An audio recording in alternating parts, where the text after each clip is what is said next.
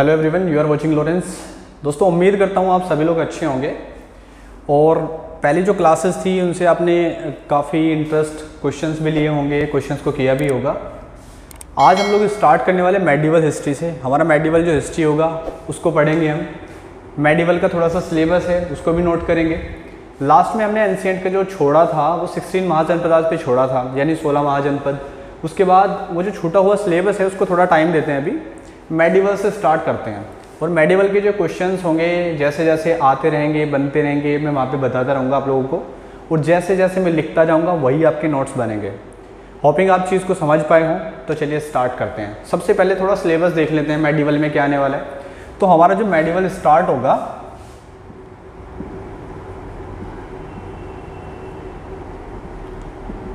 Medieval history यानी मध्यकालीन इतिहास, इसको पढ़ने वाले हैं। अब इसका क्या सिलेबस रहेगा वो लिख लेते हैं, तो नोट कर लीजिए। सबसे पहले अगर लिखें, इसका जो टेन्योर है, टाइम पीरियड है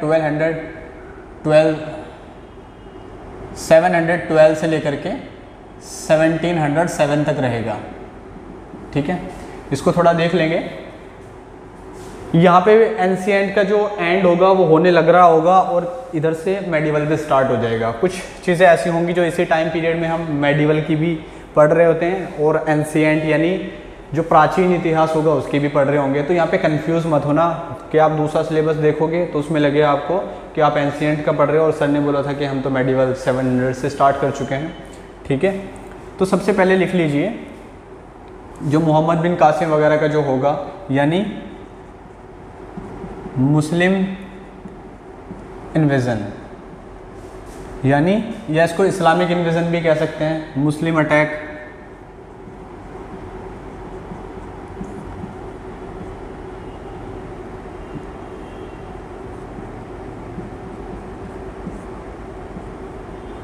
मुस्लिम आक्रमण, ये मुसलमानों के कौन कौन से आक्रमण हुए हैं इंडिया के ऊपर ये पढ़ेंगे। सेकंड, उसके बाद स्टार्ट हो जाएगा दिल्ली सल्तनत।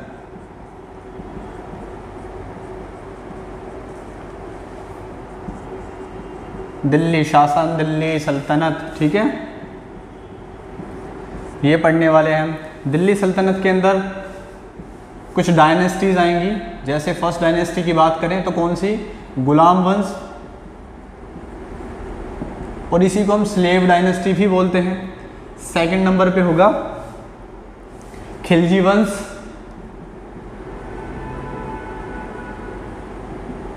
इसको the Khilji dynasty. Third number पे होगा तुगलक वंश। उसके बाद आएगा सैयद वंश,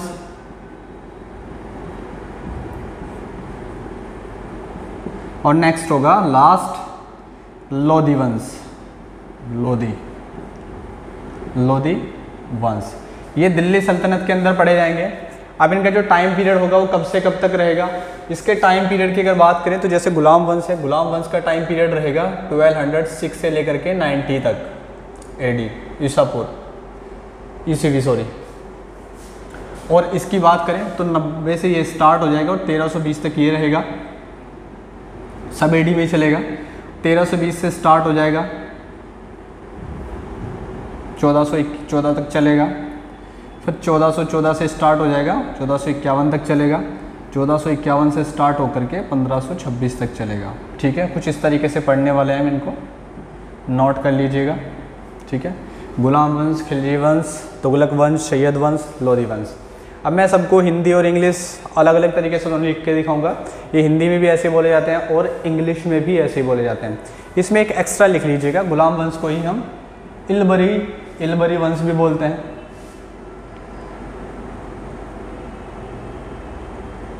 इलबरी डायनेस्टी, वो बताऊंगा क्यों बोलते हैं। मामलुक भी बोलते हैं।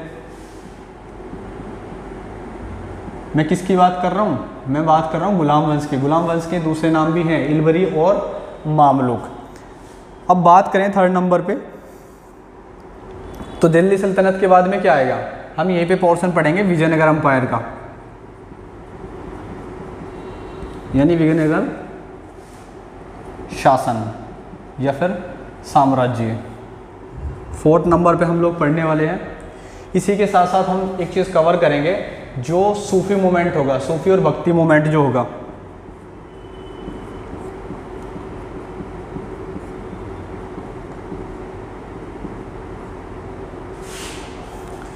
फाइव नंबर पे हम लोग पढ़ेंगे मुगल,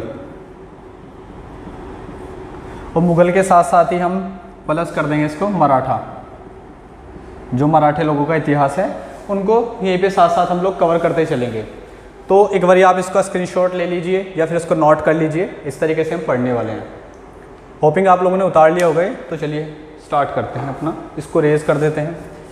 क्वेश्चंस भी जैसे जैसे बनते रहेंगे, जो जो होंगे वो मैं आप लोगों को बताता चलूँगा, वैसे वैसे आप लोग करते चलना, कोई दिक्कत नहीं होगी, कोई क्वेश्चन नहीं छूटने वाला है आप लोगों का। बस पढ़ना बनता है, पढ़ना तो पड़ेगा अगर कुछ करना है। फर्स्ट लोग हम क्या स्टार्ट करने वाले हैं, इस्लामिक इन्वेजन या फिर मुस्लिम आक्रमण, मुसलमानों के जो अटैक हुए हैं।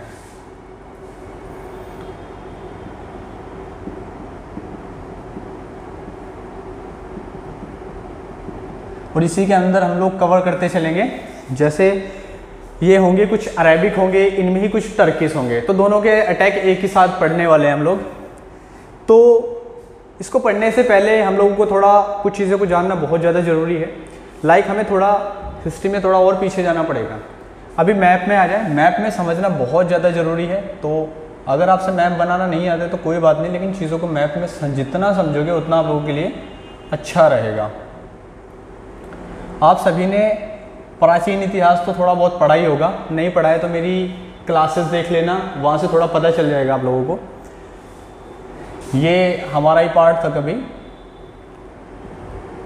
जो आज पाकिस्तान बन चुका है। इसके ऊपर क्या आता है, इसके ऊपर अफ़गानिस्तान वाला जो एरिया है, फिर यहाँ पे इराक वगैरह हो जाता है, ईरान वगैरह हो जाता है, इधर आकर के ये सेंट्रल एशिया का एरिया बन जाता है।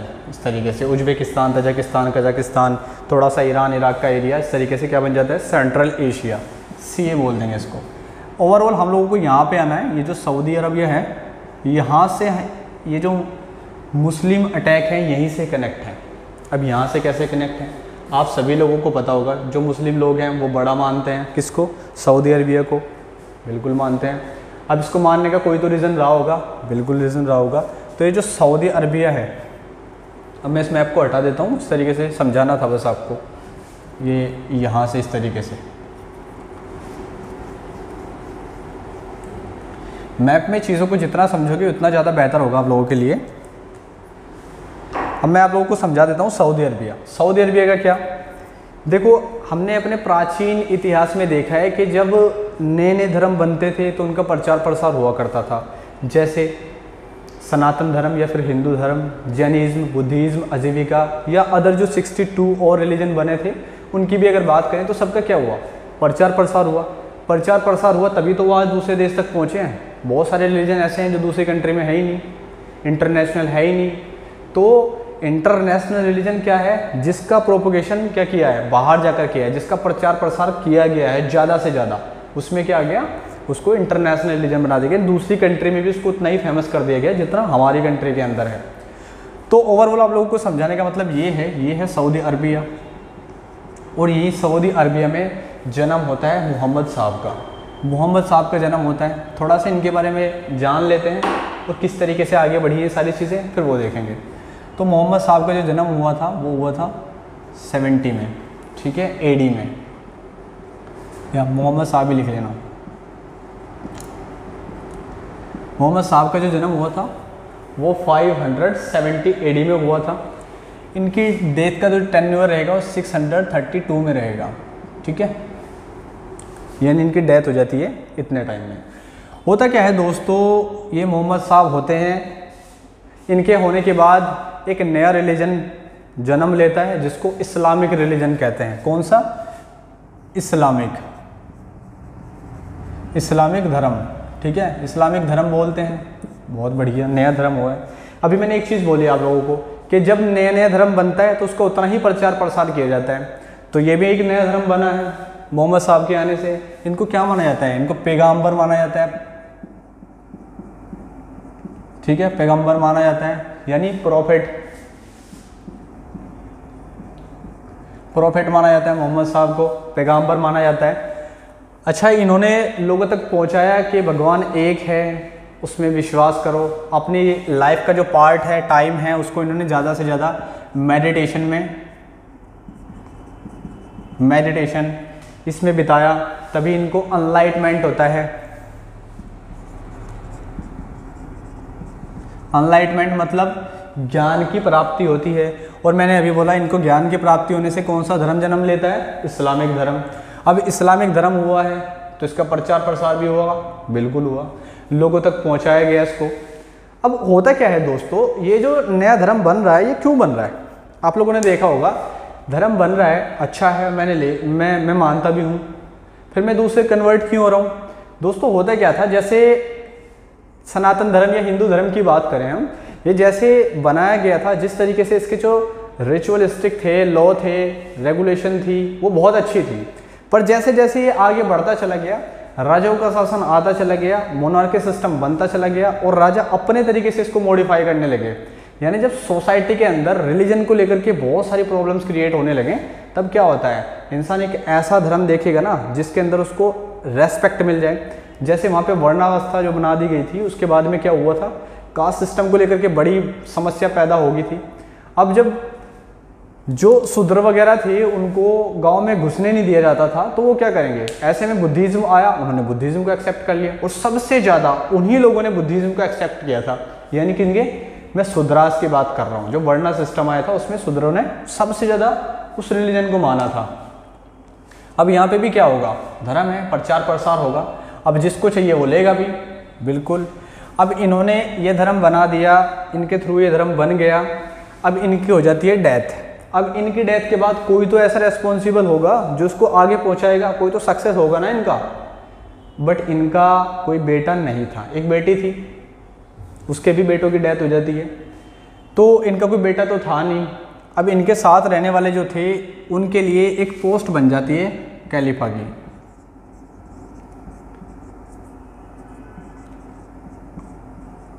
खलीफा, ठीक है, खलीफा या खलीफेट कह सकते हैं उसको। तो खलीफा की एक पोस्ट बन जाती है। मतलब अब ये जो खलीफा है ना, यही मोहम्मद साहब के सक्सेसर कहलाएंगे, यही उनके वंशज कहलाएंगे। यानी ये जो इस्लामिक धर्म लेकर के आए थे ना, अब यही इनको आगे बढ़ाएंगे। कौन? खलीफा।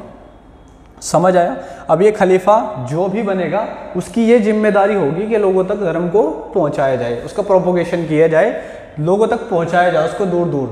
तो हुआ भी।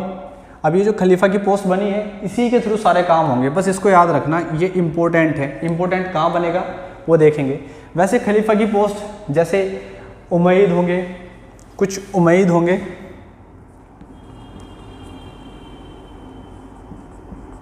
कुछ उमैयद होंगे, फिर इनके बाद आएंगे राशिदीन, और फिर इनके बाद आएगा अब्बासिद। ये सऊदी अरबिया से ही जिस जिस कंट्री में लोगों को भेजेंगे प्रोपोगेशन के लिए, उनको कंट्रोल करेंगे कि हाँ भाई हिसाब किताब चाहिए, कितने लोगों तक पहुंचाया है, कितने लोगों तक नहीं पहुंचाया है, किस राजा के साथ तुम लोगों की फाइट चल रही है, किसके साथ नहीं चल रही है, कहाँ से कितना वेल्थ आ रहा है, ये सब चीज़ें कौन करेगा अब डील? ये लोग करेंगे। तो चलिए बस यहाँ से भी इतना ही समझिए, खलीफा बन चुके हैं। ओके, अभी मैंने बोला कि धर्म बना, प्रचार प्रसार होगा। चलो अब प्रचार प्रसार करने के लिए निकलते हैं। अब सऊदी अरबिया से लोग निकलेंगे। अब धर्म जैसे ये सऊदी अरबिया है, आसपास की सभी कंट्रीज़ में जाएगा, पहुंच गया। अब जैसे जैसे ये पहुंचता है तो ईरान, इराक वाले एरिया में भी पहुंच जाता है, लेकिन हिंदुस्तान में नहीं पहुंच पाता है, इंडिया में नहीं पहुंच पाता है। उसकी कुछ वजह भी रही है। इंडिया तक नहीं पहुंच पाता है, तो अब इंडिया तक भी पहुंचाया जाएगा। और इराक के अंदर ही होगा, ईरान के अंदर ही होगा बगदाद, और बगदाद से कंट्रोल कर रहा होगा अल हज्जाज। कौन कर रहा होगा? अल हज्जाज। यानी ईरान तक पहुंच चुका है धर्म, लेकिन इंडिया तक नहीं पहुंचा। अब इंडिया तक भी पहुंचाया जाएगा। अल हज्जाज, अब ये अल हज्जाज कहां से कंट्रोल करेंगे? बगदाद वाले एरिया से। ये गवर्नर होंगे बगदाद के, और इनका ही एक नेफ्यू होगा, सन इन लॉ होगा, और वो सन इन लॉ जो इनका होगा दामाद, जिसका नाम क्या होगा भाई? मोहम्मद बिन कासिम। अब इसकी रेस्पॉन्सिबिलिटी होगी कि ये हिंदुस्तान तक इस धर्म का प्रचार प्रसार करे। चलो ठीक है। अब ये क्या करेंगे, लोगों को भी संभालना है भाई कि वो कट्टरवादी टाइप थोड़ा। अब जैसे बगदाद से इंडिया में पहुंचाया जाएगा इस रिलीजन को, तो यहाँ पे डिफेंड करने के लिए कौन होगा भाई? उनके लिए तो दुश्मनी है ना। मान लीजिए जो आ रहा है, इसके पहले भी अटैक फेल हो चुके थे, और देखो 632 की बात कर रहे थे हम, और ये चल रहा है अब 17वीं सेंचुरी के आसपास सब कुछ। तो अब ये कहाँ जाएंगे? हिंदुस्तान जाएंगे। अब होता क्या है, जैसे हिंदुस्तान पे ये लोग अटैक करते हैं, तो यहाँ पे कौन होता है? दाहिर होता है। यहाँ पे दाहिर सैन, दाहिर नाम का एक राजा होता है, दाहिर। अब जैसे जैसे हिंदुस्तान में जाएंगे तो इनको रोका जाएगा, डिफेंड किया जाएगा। क्यों? सभी तो नहीं मानेंगे धर्म को, तो इनको जैसे डिफेंड किया जाएगा। ये मोहम्मद बिन कासिम जो होगा ऑलरेडी यहाँ 1-2 अटैक कर चुका होगा, जो इसके सक्सेसफुल नहीं होंगे। तो अब अटैक करना है जो सक्सेसफुल हो जाए। सक्सेसफुल होगा तभी तो लोग वहाँ पे जाएंगे, तभी तो वहाँ की जो हमारी यहाँ की सोसाइटी है ईरान अरबिया वाली, तभी तो वो सोसाइटी वहाँ पे जाके बनेगी। तो वो सोसाइटी कब बनेगी? जब दाहिर अंदर आने देगा। तो जब तक दाहिर मजबूत है तब तक तो नहीं जा पाएंगे। तो अब देखते हैं कैसे पहुँचे। इसको हटा देता हूँ मैं थोड़ा सा।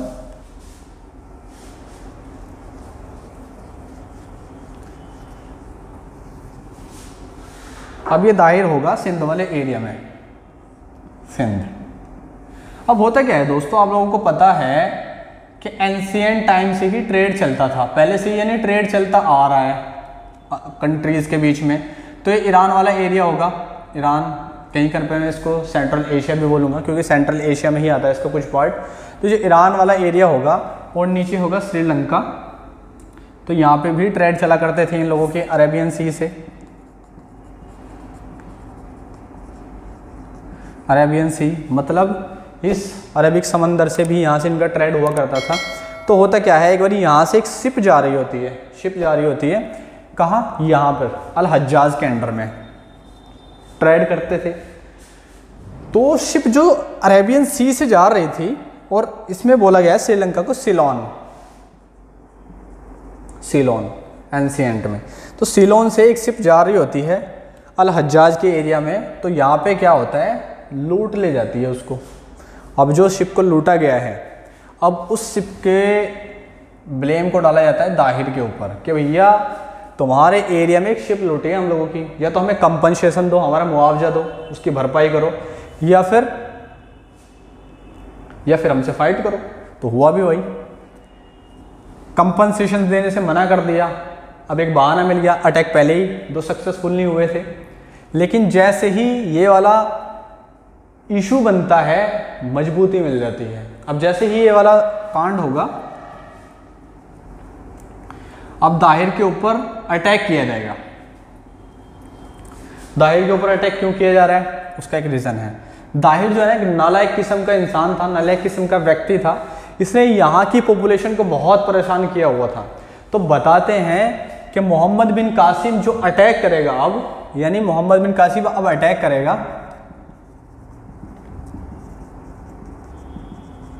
712 एडी में अटैक करेगा। कहाँ? सिंध के ऊपर। और जैसे ही सिंध के ऊपर अटैक करेगा, वो इसका सक्सेसफुल अटैक हो जाएगा। वो सक्सेसफुल होने की वजह मैंने आप लोगों को बताई है। यहाँ पे कुछ बुद्धिस्ट लोग होते हैं, बुद्धिस्ट लोग मोहम्मद बिन कासिम का साथ देते हैं। यहाँ की जो जनता होती है मोहम्मद बिन कासिम का साथ देती है, क्योंकि यहाँ नालायक राजा है, उसकी वजह से यहाँ बहुत जनता परेशान होती है। तो यहाँ पे बुद्धिज्म की हेल्प से, बुद्धिस्ट की हेल्प से ये अटैक करता है, और इसका सक्सेसफुल यानी सफलतापूर्वक अटैक कंप्लीट हो जाता है। यानी आपसे क्वेश्चन क्या बनेगा, जितना अभी पढ़ा है कोई भी क्वेश्चन नहीं बनेगा। क्वेश्चन क्या बनेगा, मोहम्मद बिन कासिम का सक्सेसफुल अटैक किस साल में हुआ था? इसमें हुआ था। या मुस्लिम लोगों का जो सक्सेसफुल अटैक था इंडिया के ऊपर, सिंध के ऊपर, वो कब हुआ था? 712 में। या फिर ऐसे बनेगा क्वेश्चन कि पहला मुस्लिम कौन सा था, वो पहला ऐसा कौन सा आक्रमणकारी था मुस्लिम जिसने हिंदुस्तान के ऊपर अटैक किया और वो सक्सेसफुल हो गया? मोहम्मद बिन कासिम। ठीक है, हर तरीके से क्वेश्चन इन या तो ये नाम पूछा जाएगा या फिर ये पूछा जाएगा। दाहिर था नहीं था ये सब नहीं पूछा जाता। तो यहाँ पे लिख लेना, याद रखने के लिए नोट्स बना लेना, मोहम्मद बिन कासिम को राइट कर देना और जो दाहिर होगा दाहिर सैन इसके आगे ख़त्म कर देना, तो आप समझ ही जाओगे। सक्सेसफुल अटैक कहाँ हुआ है? सबसे पहले सिंध के ऊपर। तो जो मुस्लिम आक्रमण था सफलतापूर्वक कहाँ हुआ था? सिंध के ऊपर हुआ था। राजा कौन था? दाहिर था। मुस्लिम आक्रमणकारी कौन था? मोहम्मद बिन कासिम था। ठीक है, होपिंग ये चीज़ आप समझ चुके होंगे। तो चलो अब मैं सब हटा देता हूँ।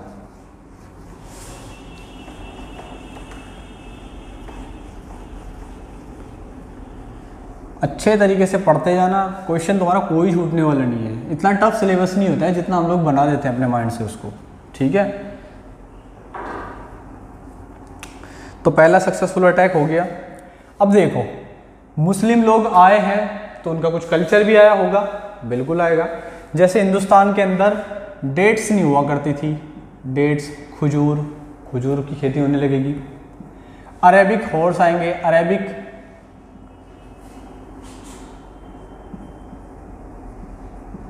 अरेबिक हॉर्सेस आएंगे, मतलब घोड़े आएंगे। घोड़े क्यों आ रहे हैं? क्योंकि जो हमारा ब्रीड्स हैं वो इतना स्पेशल नहीं था जितना अरेबिक था, तो ये आ गया। उसके बाद ये नाम आपको बहुत याद रखना है, एटलस। एटलस मतलब मानचित्रावली। अबे मानचित्रावली क्या है? मानचित्रावली भाई आप लोगों ने मूवीज़ वगैरह में देखा होगा, वो एक मैप सा खोल देते हैं और डंडे से बताते हैं कि ये जगह यहाँ पे है, यहाँ से अटैक करना है, ऐसे अटैक करना है। तो उस टाइप का एक मैप किसने दिया था? इन्होंने दिया था। और एक वर्ड भी दिया था इन्होंने जिसका मानसून। क्या कहते हैं? Monsoon, monsoon. ठीक है, ये वर्ड भी किसने दिया था? अरेबिक लोगों ने दिया था। तो ये इंपॉर्टेंट है, याद रखना है। ठीक है, और ये वर्ड भी याद रखना है। तो कौन है? अरेबिक लोग हैं। और यहीं पर ही एक बहुत बड़ी चीज़ होने जा रही है। जैसे ये सिंध के ऊपर कंट्रोल करता है तो ये यहाँ पे जजिया कर इंपोज कर देता है।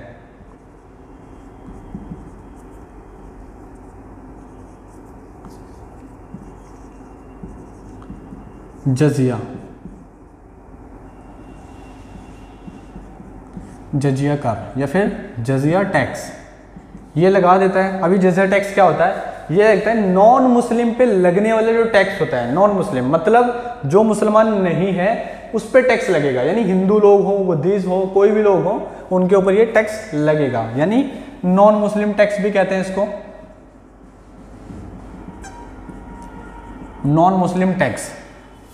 अच्छा, इसकी कुछ लिबर्टी थी, कुछ लोगों के ऊपर इसकी छूट थी, कुछ लिबर्टी थी, कुछ छूट थी। छूट किस किस के ऊपर थी? जैसे जो औरतें होंगी, औरतें, बच्चे, या फिर जो ब्राह्मण होंगे, प्रिस्ट वगैरह होंगे, हमारे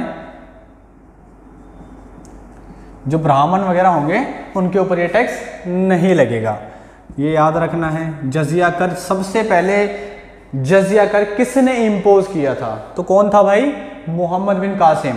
सबसे पहले हिंदुस्तान के ऊपर जजिया कर किसने इंपोज किया था? मोहम्मद बिन कासिम ने। अगर हिंदुस्तान का नाम लेता है तो यही बोलना है, अगर सिंध का नाम लेता है तो भी यही बोलना है। दूसरे नंबर पे कुछ और आएगा जो दोबारा से आकर के इसको मॉडिफाई करके लगाएगा। जजिया कर का पता लगा?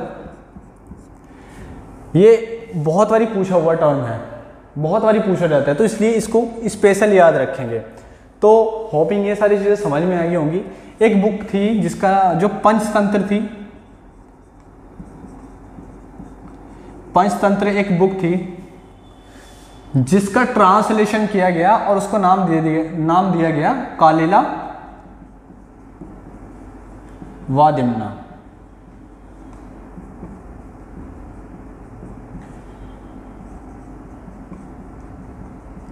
कालिला वादिमना। तो ये इंपॉर्टेंट है, याद रखना इसको। दोस्ती के ऊपर लिखी हुई एक किताब है तो इसको याद रखेंगे। लो सब नोट कर लीजिए, एक बारी स्क्रीनशॉट ले लीजिए। अब इसको हटा देते हैं, थोड़ा और आगे बढ़ते हैं।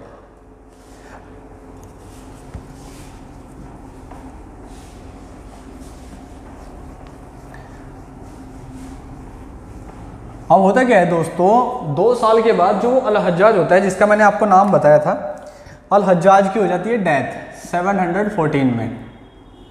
तो यहाँ से सिंध से इसको जाना पड़ता है वापस बगदाद में, और वहाँ पे जाके इसकी भी डेथ हो जाती है, इसको भी मार दिया जाता है, यानी इसका भी चैप्टर क्लोज हो जाता है।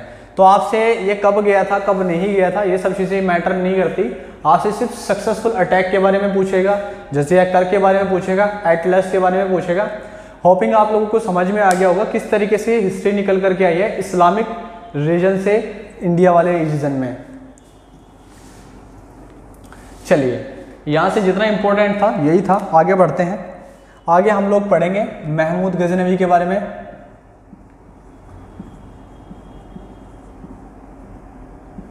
महमूद गजनवी, इसके बारे में पढ़ेंगे। ये कब पैदा हुआ था, कब नहीं हुआ था, कब मरेगा, हमारे लिए ये चीज़ इंपॉर्टेंट नहीं करती। हमारे लिए ये चीज़ इंपॉर्टेंट करती है इसने इंडिया के ऊपर कितने अटैक किए थे, कब कब किए थे, और कौन कौन से अटैक इसके इंपॉर्टेंट हैं। तो वो सारी चीज़ें जानने की कोशिश करेंगे। जैसे 1001 से लेकर के 27 AD तक ये इंडिया पे रहेगा और अटैक करेगा। अब ये गजनवी कहाँ है, इसको गजनवी क्यों बोला जाता है, इसके लिए थोड़ा सा यहाँ मैप में आया फिर से, इनको चीज़ों को समझ लें थोड़ा सा अच्छे तरीके से, तो आप लोगों को समझ में आएगा।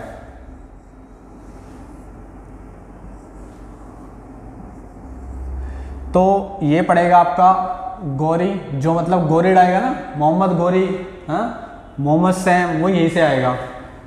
ये आपका पड़ जाएगा काबुल वाला एरिया, ये भी पड़ेगा गजनी। गजनी एक जगह का नाम है, कोई स्पेशल नाम नहीं है इसका। जैसे आज आप लोगों ने पंजाबी सॉन्ग सुनते होंगे, और पंजाबी सॉन्ग में आप क्या सुनते होंगे, कोई फतेहपुरी बन जाता है, हाँ, गाने में अपना नाम ले देते हैं, फतेहपुरी, ये फलाना ढिमकाना जो भी है। तो उसी तरीके से महमूद गजनवी के नाम के महमूद के नाम के पीछे क्या लगा दिया गया, गजनवी। गजनवी क्यों, क्योंकि गजनी से था, तो इसलिए गजनवी हो जाता है। अब ठीक है, अब ये क्या करेगा, इंडिया के ऊपर 17 अटैक करने वाला है। ये कितने अटैक, 17th अटैक, 17 अटैक करेगा ये इंडिया के ऊपर। अब ये सारे अटैक ऐसे होंगे कि इसको रोकने वाला कोई भी नहीं होगा, इसको रोकने वाला कोई भी नहीं होगा। और हिंदू मुस्लिम की नज़र से बिल्कुल भी नहीं देखना है इन चीज़ों को, ये जितने भी अटैक हो रहे हैं अभी। उसका रीज़न क्या है मैं बताऊंगा। कुछ लोग गलत इतिहास पढ़ाते हैं और लोगों के बच्चों के माइंड में एक अलग हिस्ट्री क्रिएट कर देते हैं, जिससे आज का जो इन्वायरमेंट है वो बहुत ही गंदा होता जा रहा है। तो आप लोगों को उसका हिस्सेदार नहीं बनना किसी भी गंदगी का, तो चीज़ों को समझना है। तो 17 अटैक होंगे इसके। सबसे पहला अटैक इसका जो 1 में होगा वो सिंध पेशावर वाले एरिया में होगा, ठीक है। यानी वहाँ पे राजा कौन होगा, वहाँ पे राजा होगा जयपाल। यहाँ पे पैदा हुआ। ऊपर कौन है, ये सेंट्रल एशिया वाला एरिया पड़ जाता है। सेंट्रल एशिया में होंगे खुरासान। कौन होंगे, खुरासान। और खुरासान से फाइट करने के लिए हेल्थ वेल्थ सब कुछ चाहिए। अब हेल्थ तो ठीक है, तो वेल्थ भी चाहिए, मनी भाई। अब मनी भाई से क्या होगा, अरे भाई देखो, आप लोगों ने मूवीज़ वगैरह देखी होगी, जब एक राजा दूसरे राजा से लड़ता था तो एक सेना को लेकर के चलता था साथ में, जिसके लिए क्या, राशन पानी चाहिए होता था। अब जब पैसा ही नहीं होगा तो राशन पानी कहाँ से आएगा, तो उसके लिए कुछ एरिया को कंट्रोल करना पड़ेगा, यानी जहाँ से कुछ टैक्स के बदले कुछ चीज़ें मिल जाएं, तो वही सारे काम करने पड़ेंगे। तो अब ये ऊपर बन चुका है बहुत खतरनाक वाला एम्पायर, जो फुल पावरफुल था इस टाइम, बट ये कमज़ोर था। इधर हिंदुस्तान वाला एरिया, तो यहाँ पे जो सिंध वाला एरिया पड़ेगा, ये इंडस वाला एरिया, यहाँ पे एक राजा होगा, मैंने अभी नाम बताया ऊपर, जयपाल। ये जयपाल हिंदू शाही डायनेस्टी का राजा होगा, हिंदू शाही डायनेस्टी का राजा होगा ये जयपाल। कहाँ पर, सिंध वाले एरिया में। और इस सिंध पे जैसे महमूद गजनवी अटैक करेगा ये हार जाएगा। यानी फर्स्ट अटैक किस किस के बीच हुआ था, जयपाल एंड महमूद गजनी या गजनवी। तो यहाँ पे क्या होगा, ये हार जाएगा, ये जीत जाएगा। अब मेरे क्रॉस करने का मतलब ये नहीं है कि इसको मार देगा ये, ठीक है, मारेगा नहीं, छोड़ देता है कि भाई देखो अब तुम हार चुके हो, अब तुम्हारी जो टेरिटरी है, तुम्हारा जो एरिया है वो मेरे अंडर कंट्रोल रहेगा। अब तुम मेरे अपनी सरकार मेरे कंट्रोल में रह करके चलाओगे। तो उसी तरीके से चलता था। अगर राजा फिर भी गड़बड़ी करता था तो उसको मार दिया जाता था। तो यहाँ पे मरेगा नहीं, इसको बोल दिया जाएगा कि तुम हमारे अंडर में अपनी सरकार चलाओगे। तो महमूद गजनवी है, जयपाल है, हार गया। अब ये क्या करता है, अपनी हार से शर्म के मारे आग में कूद करके अपनी जान दे देता है। तो ये सिंध वाला एरिया किसका हो गया, अब महमूद गजनवी का। अब यहाँ पे पहले ही ऑलरेडी मुस्लिम आ चुके थे, मैंने बताया था आप लोगों को, क्या बताया था, मैं मोहम्मद बिन कासिम था, उसके पीछे पलटन जो आई थी ना, वो कहाँ करके थी, अभी तो यही थी ना, अंदर तो गई नहीं अभी वो। तो अभी यहाँ पर है सिंध वाले एरिया में मिक्स हो चुका है कल्चर, हिंदू मुस्लिम बुद्धिस्ट वगैरह सब यहीं पे मिक्स हो चुका है, ठीक है। अब उसके बाद और भी अटैक करेगा। तो इसका फर्स्ट अटैक था जो हुआ था सिंध के ऊपर। अब यहाँ तक कंट्रोल कर लिया, अब आगे भी बढ़ेगा। क्यों, हिंदुस्तान को क्या कहा जाता था प्राचीन में, सोने की चिड़िया, ठीक है। अभी जो सोने की चिड़िया है इसको लूटने वाले भी आएंगे, तो ठीक है। अब उससे पहले मैं आप लोगों को बता देता हूँ, जैसे मुल्तान पे अटैक करेगा, मुल्तान पेशावर वगैरह, हाँ, या पंजाब वाला एरिया जो है इसके कंट्रोल में आ जाएगा। फिर आगे बढ़ेगा, जैसे यहाँ कन्नौज वाले एरिया में, ठीक है, यानी गंगटिक वैली तक पूरे, यानी जो गंगा जमुना वाला जो एरिया है, यहाँ पे जितने भी एरिया होंगे यहाँ से लेके यहाँ तक सब जगह अटैक करेगा। यानी देखो अभी मैंने क्या बताया था, मोहम्मद बिन कासिम ने सिर्फ ये वाला एरिया क्रॉस नहीं किया था। अभी सिर्फ कौन आया सबसे पहले, महमूद गजनवी आया, जो सबसे पहले यहाँ अटैक कर रहा है इस एरियाज़ में। क्यों, क्योंकि यहाँ पे पावरफुल राजा अब नहीं रहे। क्यों पावरफुल क्यों नहीं रहे, क्योंकि यूनिटी नहीं रहे एक दूसरे के अंदर। अब यहाँ के जो राजा है ना, वो चाहते हैं कि ये वाला राजा मर जाए तो एरिया मेरे अंडर कंट्रोल आ जाए, ये वाला राजा मर जाए तो ये एरिया मेरे कंट्रोल में आ जाएगा। तो इसलिए एक दूसरे को मराने के लिए भी हेल्प किया करते थे। तो यहाँ पे गंगटिक वैली तक किसने अटैक किए, फर्स्ट महमूद गजनवी ने। अब इसको हटा देता हूँ, उसके जो इम्पोर्टेंट अटैक हैं वो पढ़ेंगे। अब इसका जो 16वां अटैक है वो बहुत इंपॉर्टेंट है। 16th अटैक, मतलब 16वां जो अटैक होगा इसका कहाँ करेगा, ये सोमनाथ टेम्पल पे, सोमनाथ टेम्पल या फिर मंदिर, ठीक है। सोमनाथ मंदिर पे ये अटैक करेगा। कौन सी जगह पड़ता है सोमनाथ मंदिर, गुजरात में, ठीक है। अब ये गुजरात में सोमनाथ मंदिर पे अटैक करेगा और यहीं पर ही इसको भीम फर्स्ट जो होगा, भीम फर्स्ट, वो इसको रोकने की कोशिश करेगा। किसको, महमूद गजनवी को।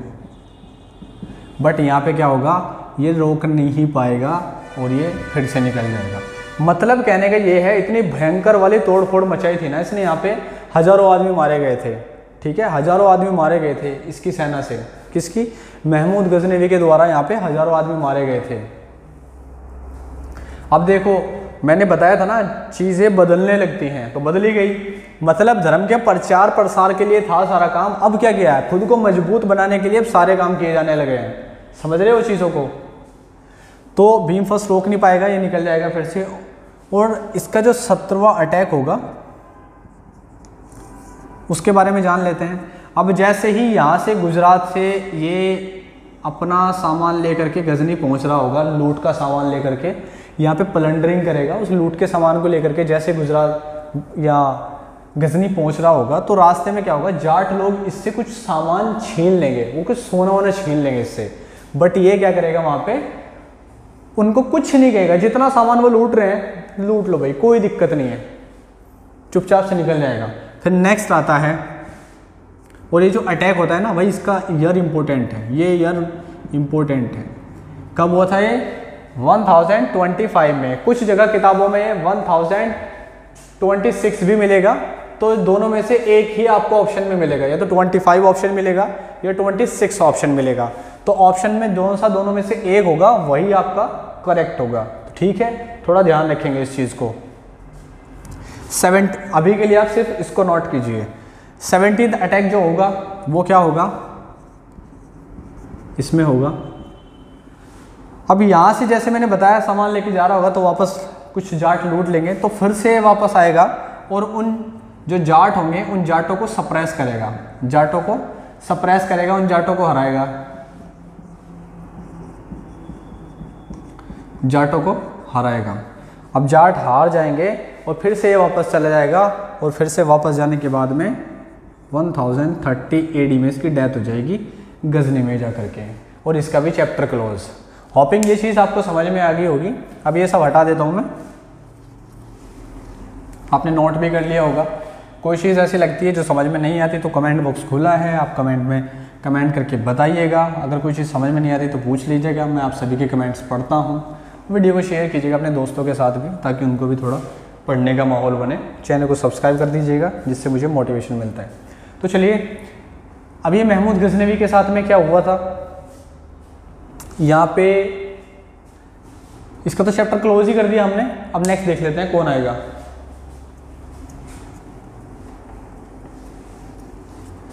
महमूद गजनवी के दरबार में कुछ लोग होते हैं जो कुछ किताब लिखते हैं और वो इम्पोर्टेंट है। सबसे पहले आप एक नाम लिखिए, अल बरूनी।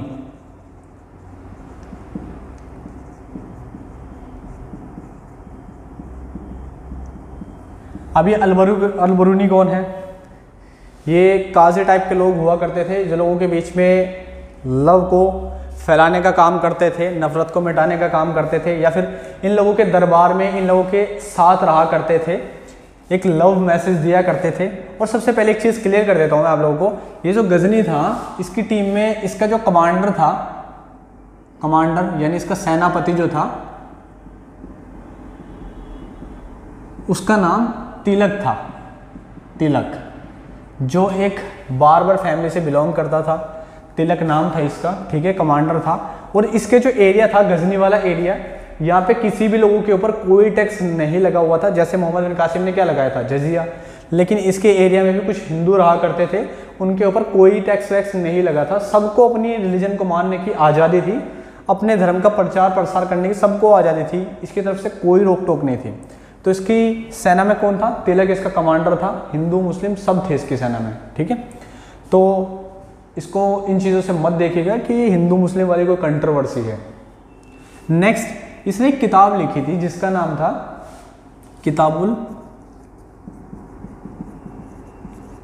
हिंद, और ये मोस्ट इंपोर्टेंट बुक है किताबुल हिंद, या फिर इसी को कहते हैं हम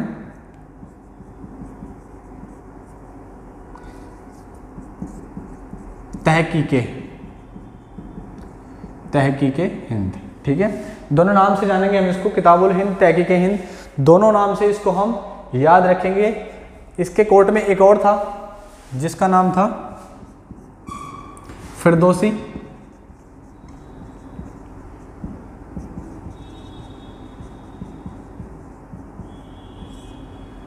इस फिरदौसी ने भी एक किताब लिखी थी, एक बुक लिखी थी जिसका नाम था शाहनामा, ठीक है। एक और था उत्बी। अब ये उत्बी कौन है? ये उत्बी होगा जो एक किताब लिखेगा, ये भी किताबुल यमनी।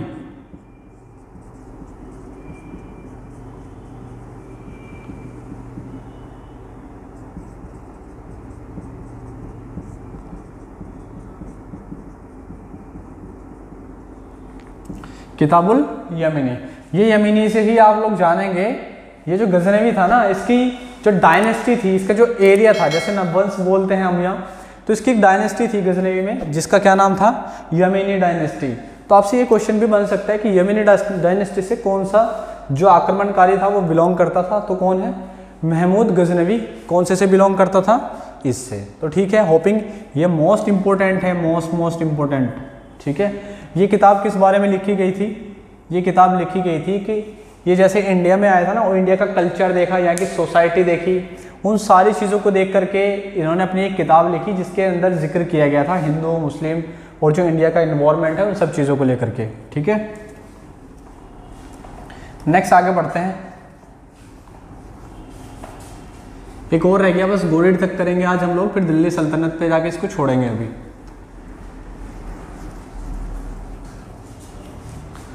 एक और देखते हैं, गौरी,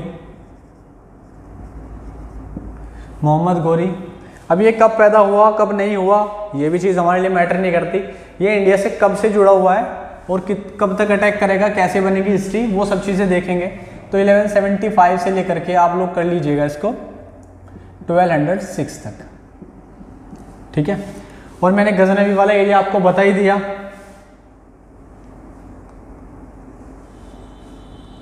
अब वहां पे क्या हो जाएगा, एक दूसरा अंपायर बन जाएगा जो पावरफुल होने वाला है, जिसका नाम होगा ख्वारिज़्म। ये गोरी वाला एरिया है और ये ऊपर सेंट्रल एशिया वाला जो एरिया आता है, यहाँ पे क्या हो जाएगा, एक अंपायर बन जाएगा ख्वारिज़्म। ये ख्वारिज़्म वाला जो एरिया बनेगा अब यही इंपॉर्टेंट होने वाला है। अब होगा क्या, ये पावरफुल होगा और ये इससे फाइट करने की कोशिश करेगा, बट मैंने बताया कमज़ोर आदमी है तो मजबूत बनाना पड़ेगा, सेना भी चाहिए होगी, पैसा भी चाहिए होगा। तो पैसा कहाँ है, इंडिया में, तो चलो इंडिया। तो ये भी क्या करेगा, सभी राजाओं की तरह इंडिया पे अटैक करेगा। क्यों, पैसा बहुत है इंडिया में, पहले देख चुके हैं, इंडिया से लूट लूट के आ रहा है माल। ये एरिया देखो, सबसे पहला जो अटैक करेगा यहाँ से अटैक करना स्टार्ट करेगा पेशावर वाले एरिया पे। पेशावर वाले एरिया पे अटैक करेगा और यहीं से ये पेशावर वाला मुल्तान वाला एरिया कैप्चर करेगा। फिर उसके बाद आगे बढ़ेगा, ये वाला एरिया कैप्चर करेगा और फिर इधर से धीरे धीरे गुजरात आएगा, यहाँ से डिफीट हो जाएगा।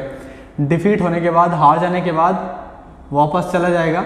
अब होता क्या है दोस्तों, ये सिचुएशन वो बनती जा रही है, ये याद रखना, ये कौन सी रिवर है, सिंध। अब होता क्या है दोस्तों, एक सिचुएशन बनती जा रही है, हिंदुस्तान के अंदर भी एक राजा जो है वो पावरफुल बनता जा रहा है। उस राजा का नाम क्या है, पृथ्वीराज चौहान, जो क्या करता है, जो ये तोमर लोग होते हैं उनसे दिल्ली को कैप्चर कर लेता है और अपना एरिया बढ़ा रहा होता है, वो भी राजस्थान का एरिया। अब ऐसे में क्या होता है, पंजाब वाला एरिया कौन कैप्चर कर चुका है, मोहम्मद गोरी। इधर से ये अपना एरिया बढ़ा रहे हैं, उधर से वो अपना एरिया बढ़ा रहा है, कौन, मोहम्मद गोरी अपना एरिया पंजाब की साइड से बढ़ा रहा है और इधर से ये वाला अपना एरिया यहाँ से बढ़ा रहे हैं। तो अब दोनों के बीच में कॉन्फ्लिक्ट तो होगा ही, और यहीं से सबसे पहले इंपॉर्टेंट बात होती है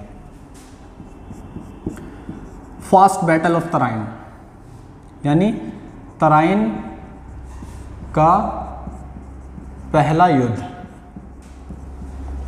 अब तराइन का पहला युद्ध होगा और किस साल में होगा, ये चीज़ इम्पोर्टेंट है, मोस्ट इम्पोर्टेंट है।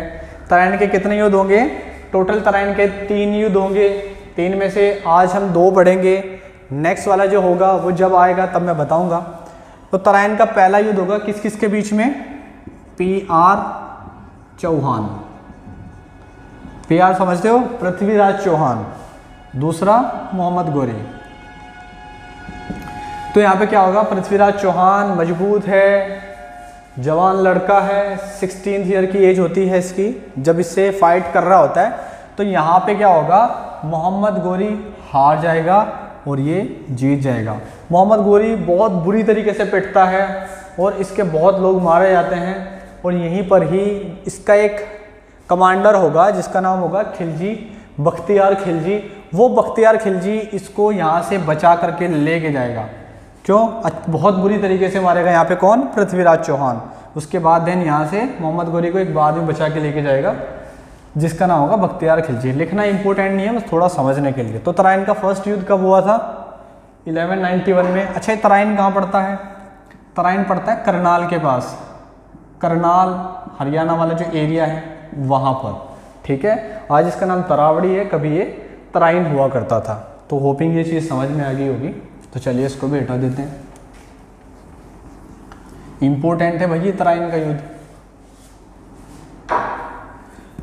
उसके बाद 1 साल तक ये बदले की आग में जल रहा होता है और अपनी 1 पॉइंट यानी 1,30,000 20,000 इतनी कुछ सेना बनाता है, जिसके अंदर 10,000 आर्चरी होते हैं, मतलब तीर चलाने वाले होते हैं। 30-40 हज़ार कौन होते हैं, जो तेज घोड़े पे दौड़ सकते हैं। कैवेलरी होता है, उन सब की एक टीम बनाता है। क्यों, फाइट करनी है किसके साथ में, एक दूसरे योद्धा के साथ में।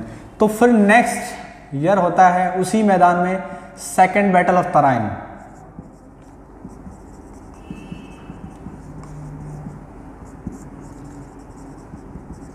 तराइन का सेकंड युद्ध किस किस के बीच होगा, दोनों वही होंगे, PR चौहान दूसरा कौन होगा? मोहम्मद गोरी। भाई देखो इनके टाइम में बहुत मंदिरों को भी लूटा गया है, मंदिरों को तोड़ा भी गया है, लूटा भी गया है, आगे आएगा थोड़ा उसको तब बताऊंगा मैं। और महमूद गजनवी का जो टाइम था उसमें भी बहुत सारे जो अटैक किए गए हैं उनमें मंदिरों को भी तोड़ा गया है, उनके अंदर से जो माल था उन सबको उठाया गया है। ये पी.आर. चौहान है, ये मोहम्मद गोरी है, तो पी.आर. चौहान यहाँ पे हार जाता है और मोहम्मद गोरी जीत जाता है। अब इसका रीज़न क्या है? तो यहाँ पे आ जाओ, उसके लिए यहाँ पे पड़ता है कन्नौज, गहड़वाल। कन्नौज के आसपास के एरिया में गहड़वाल डायनेस्टी चल रही होती है, गहड़वाल।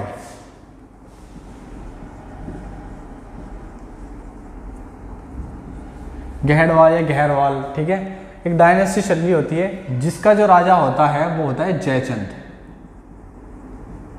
जयचंद यहाँ का राजा होता है। अब ये जो जयचंद है ये क्या करेगा? कुछ लोग बताते हैं कि मोहम्मद गोरी की हेल्प करेगा अटैक करने में, लेकिन एक चीज़ यहाँ से आप अलग भी देख सकते हो, इससे थोड़ा सा हट करके। इसके पास अब ऐसे योद्धा थे जैसे कुबाचा, यल्दूज, कुतुबुद्दीन ऐबक, बख्तियार खिलजी। अब एक इंसान तो अकेला और सामने से 5-5 योद्धा, तो ये भी एक डिफीट का कारण हो सकता है। तो जयपाल की अगर स्टोरी की बात करें तो कुछ हिस्टोरिकल इसको नकारते हैं। जैसे क्या हुआ था, जयपाल की एक बेटी होती है जिसका नाम होता है संयोगिता, और संयोगिता को लेके भग जाता है कौन? पृथ्वीराज चौहान। और कुछ हिस्टोरियन इसको नकारते हैं कि ऐसा नहीं हुआ था, पर ये संयोगिता को लेके भग जाता है और बदले की आग में कौन जल रहा होता है? जयचंद। और इसीलिए जयचंद जा करके मोहम्मद गोरी से मिल जाता है और इसकी हेल्प करता है, तब जाके अटैक होता है। बट कुछ लोग हिस्टोरिकन जो बताते हैं वो ये बताते हैं कि सिर्फ रोमांस के बाद में या रोमांटिक तरीके से इसको बाद में मॉडिफाई किया गया है राइटर्स के द्वारा, बाकी ऐसा कुछ हुआ नहीं था। तो मैंने बता दिया आपको कारण भी, इसके साथ में कुतुबुद्दीन ऐबक, यल्दूज, कुबाचा वगैरह ऐसे लोग भी थे, तो ये भी एक कारण बन जाता है इसकी जीत का। तो यहाँ पे क्या हो जाता है, ये इसको मारता नहीं है, इसको छोड़ देता है। जैसे बख्श दिया था इसने कभी पृथ्वीराज चौहान ने मोहम्मद गोरी को, ऐसे ये भी छोड़ देता है। और उसके बाद में फिर स्टार्ट होता है दोनों का मिलकर के शासन। मोहम्मद गोरी के अंडर कंट्रोल अजमेर वाला जो एरिया होता है, अजमेर राजस्थान वाला जो एरिया होता है, पृथ्वीराज चौहान उसको कंट्रोल करता है। इसके साथ में इसका पता कैसे चलता है? पृथ्वीराज चौहान के कुछ कॉइन्स मिले हैं, इसके टाइम के कुछ कॉइन्स मिले हैं। उन कॉइन्स पे एक तरफ तो पृथ्वीराज चौहान का नाम है और दूसरी तरफ मोहम्मद गोरी का। मोहम्मद गोरी को मोहम्मद सेम भी कहते हैं, ठीक है, मोहम्मद सेम भी कहते हैं इसको, तो ये नाम याद रखिएगा, सैम, मोहम्मद सैम। तो पृथ्वीराज चौहान और इसका दोनों का नाम यहाँ पे कंबाइन मिलता है, किसके ऊपर? एक सिक्के के ऊपर। एक तरफ तो ये लिखा है, दूसरी तरफ इसका नाम लिखा है, ठीक है। तो अब ये हो गया, इसको भी हटा देते हैं। कुतुबुद्दीन ऐबक था इसके साथ सेकंड वाली लड़ाई में।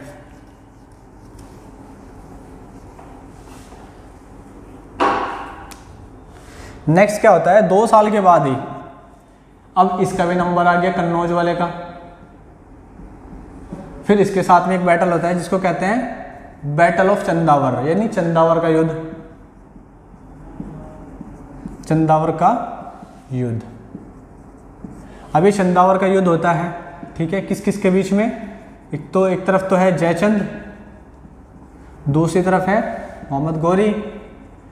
मोहम्मद गोरी जीत जाता है और ये डिफीट हो जाता है, हार जाता है, ठीक है। और मैंने बताया था अब क्या होगा, ये कुछ टाइम बाद जो यहाँ पे पृथ्वीराज चौहान होगा ये फिर से उभरने की कोशिश करेगा, फिर से फाइट करने की कोशिश करेगा मोहम्मद गोरी के साथ में। तो मोहम्मद गोरी क्या करेगा, फिर बाद में जाकर के इसको मार देगा और जो इसका शासन होगा वो इसके बेटे को दे देगा, जो कि यहाँ से छोड़ करके फिर रणथंबोर वाला जो एरिया होगा वहाँ पे जाकर के अपनी मजबूती करेगा। अब ये बताओ पृथ्वीराज चौहान के अंडर में क्या था? दिल्ली।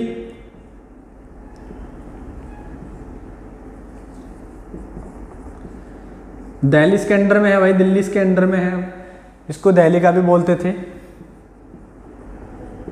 दिल्ली भी बोलते थे।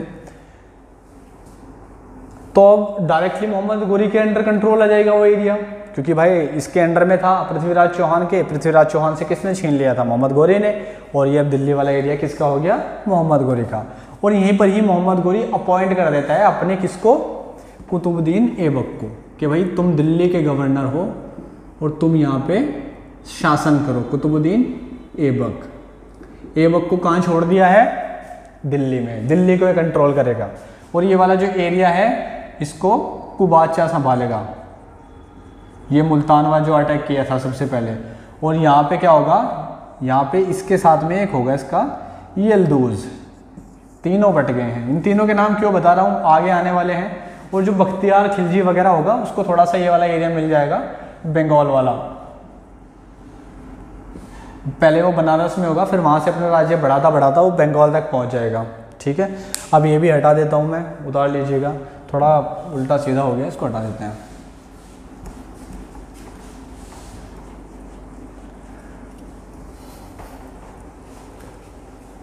जयचंद भी गया। अब होता क्या है, काफ़ी टाइम बीत जाता है। 1205 और 6 का टाइम आता है। 1205, कुछ जगह 1206 भी लिखा है। तो ये वाला टाइम आता है और यहाँ पे खोकर रिवोल्ट होता है। खोकर रिवोल्ट, यानी वो जो पंजाब वाला एरिया होता है उसमें क्या होता है ना, कुछ ट्राइब्स के लोग होते हैं, खोकर ट्राइब्स के लोग होते हैं। वो क्या कर, ट्राइब्स मतलब कुछ जाति, ट्राइब्स जनजाति के लोग होते हैं। वो जैसे आज आपने बंजारे टाइप के लोग देखे ना, घोड़े लेके पड़ जाते हैं कहीं भी, उस टाइप के लोग हुआ करते थे पहले। तो उस टाइप के लोग कहते हैं कि हमें कोई कंट्रोल नहीं रखना है अपने सेंट्रल एशिया से, तो इसलिए हम अपना, इसलिए वो वहाँ पे अपनी आवाज़ उठाने के लिए क्या करते हैं, यहाँ से कम्युनिकेशन तोड़ने की बात करते हैं। तो फिर से आता है यहाँ पे मोहम्मद घोरी 1205 में इसको सप्रेस कर देता है, इसको शांत कर देता है। और 1206 में इंडिया से लौट करके जैसे जा रहा होता है तो बताते हैं इसी का कोई अपोज करने वाला, मुस्लिम ही था, कोई मुस्लिम लड़का था जो इसका अपोज करता था, इसका विरोध करता था, और वो इसको मार देता है। कब? 1206 में डेथ हो जाती है इसकी, और इसका भी चैप्टर क्लोज। ठीक है, इस तरीके का ये था। अब मैंने 3 चीज़ें बताई थी आप लोगों को, 3 नाम बताए थे, होपिंग आप लोगों को याद होंगे। वो एक बार फिर से रिमाइंड कर देता हूँ, फिर हम दिल्ली सल्तनत की शुरुआत करेंगे अपनी नेक्स्ट वीडियो में। लाइक कीजिएगा यार, वीडियो को मोटिवेशन मिलता है, अच्छा लगता है। तो कुछ चीज़ें ऐसी हैं जो समझ में नहीं आती तो कमेंट करके पूछ लिएगा। जो सिंध वाला एरिया है, यहाँ पे मुल्तान वाला जो एरिया है, सॉरी, इसमें कौन होता है? कुबाचा। ऊपर जो गोरी वाला, ये सॉरी गोरी वाला जो एरिया है, गोरी वाला जो एरिया है, यहाँ पे मैंने बताया था यल्दूज होता है, यल्दूज। कुबाचा, दिल्ली में कौन बैठा है? कुतुबुद्दीन ऐबक। कुतुब बैठा है भाई दिल्ली में। तो अब उसके मरते ही अब ये एरिया इन्हीं के पास रह जाएगा। अच्छा एक चीज़ देखो, कुतुबुद्दीन ऐबक के पास क्या आ गया? इंडिया के अंदर वाला इनर पार्ट आ गया, इनके पास बाहर वाला पार्ट है। और सारी लड़ाई तो इसी के ऊपर हुआ करती थी, तो अब फिर से इनके बीच में लड़ाई होनी स्टार्ट होगी। तो यल्दूज कहेगा कि देखो बेटा, सेंट्रल एशिया से सारी चीज़ें कंट्रोल की जा रही थी, यानी गोरी से सारी चीज़ें कंट्रोल की जा रही थी, तो इसलिए ये जो एरिया है ना तुम लोगों का, ये भी हमारा ही होगा। अब इनके बीच में थोड़ी फाइट चलेगी, और इसीलिए कुतुबुद्दीन ऐबक क्या करेगा? अपनी लाहौर में कैपिटल शिफ्ट कर देगा। लाहौर, कंट्रोल यहाँ से करेगा, लेकिन बैठेगा लाहौर में। इसको भी शांत करना है, उसको भी शांत करना है। तो इन दोनों को शांत करने के बाद में, और यहीं से ही जब कुतुबुद्दीन दिल्ली पे कंट्रोल कर रहा होगा, तो यहीं से दिल्ली साम्राज्य बनेगा, यहीं से ही दिल्ली सल्तनत बनेगी या दिल्ली शासन स्टार्ट होगा। ठीक है, अब ये दिल्ली शासन जो होगा वो हम अपनी नेक्स्ट वीडियो में पढ़ने वाले हैं। तो वीडियो कैसा लगा आप लोग बता दीजिएगा कमेंट करके, और अपने दोस्तों को भी शेयर कीजिएगा वीडियो। इस वीडियो को देखने के बाद में कोई भी क्वेश्चन ऐसा नहीं होगा आप लोगों का जो छूट जाएगा। नेक्स्ट दिल्ली सल्तनत चलेगा, उसको हम लोग पढ़ेंगे नई क्लास के अंदर। चैनल को सब्सक्राइब कीजिएगा, वीडियो को लाइक कीजिएगा। तो चलिए मिलते हैं अपनी नेक्स्ट वीडियो में। Thank you so much, bye bye.